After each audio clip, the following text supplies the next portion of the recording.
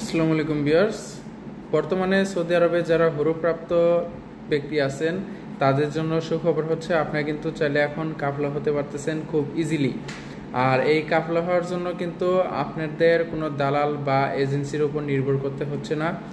আর এই সুযোগটা হয়তোবা সীমিত সময়ের জন্য, কারণ এখনও সৌদি সরকার কোনো গণমাধ্যমে এই বিষয়ে কোনো আপডেট, কোনো তথ্য পাবলিশ করেনি। তো যারা আপনারা বৈধ হতে যাচ্ছেন তারা কিন্তু খুব দ্রুত এই সমস্যার সমাধান করুন। আর না হয় কিন্তু এই সমস্যা সমাধান করতে পারবেন না যদি আপনারা বেশি দেরি করে ফেলেন। বর্তমান সময়ে যারা হরুপ্রাপ্ত আছেন এরা কিভাবে কাজটা সম্পাদন করবেন বা কারা এই কাজটা করতে পারবেন?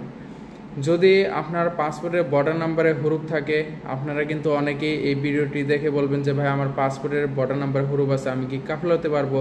বা 1 বছরও হয়নি এরকম মেয়াদে যদি আপনার কফিলে হরুপ দিয়ে দেয়, আপনার হরুপ দিছে, দেওয়ার পরে আপনার হরুপের বয়স 1 বছরও এখনো পূরণ হয়নি, তাহলে কিন্তু আপনি হয়তোবা কাফলা হতে পারবেন না। এই বিষয়েও কিন্তু কোনো আপডেট তথ্য এখনো পাওয়া যায়নি। আর কথা হচ্ছে, যদি আপনার হরুপের বয়স 1 বছরের উপর হয়ে যায় তাহলে কিন্তু আপনি কাফলা হতে পারেন। আর বর্তমান সময়ে কিন্তু অনেকেই এই পদ্ধতিতে কাফলা হয়ে গেছে অলরেডি।